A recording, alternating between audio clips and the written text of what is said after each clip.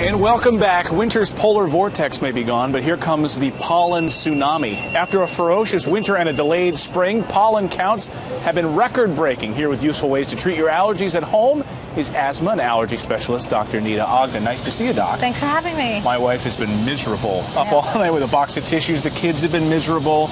Neighbors' kids are miserable. Yeah. It's really bad this year. It's turning into a terrible season. We're getting tree pollen and grass pollen all at once.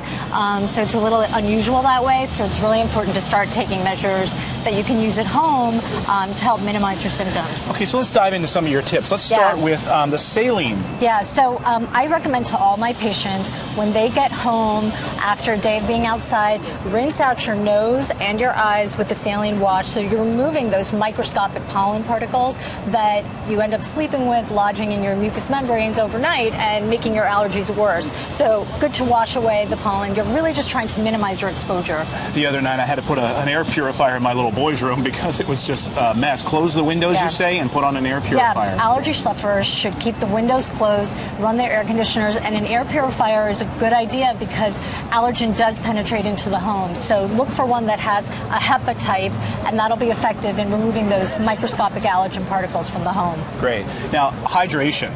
We all don't drink enough water, right? But you can actually do this with, if you don't have access to the water, these powders as well? Yeah, so I like these hydration powders, Drip Drop.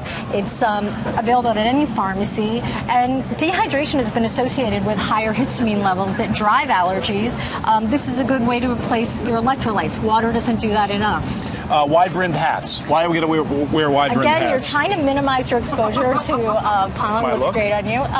So you're doing They keep the pollen off our hair? Off our hair, exactly, and even off our face if you have a wide-brimmed hat.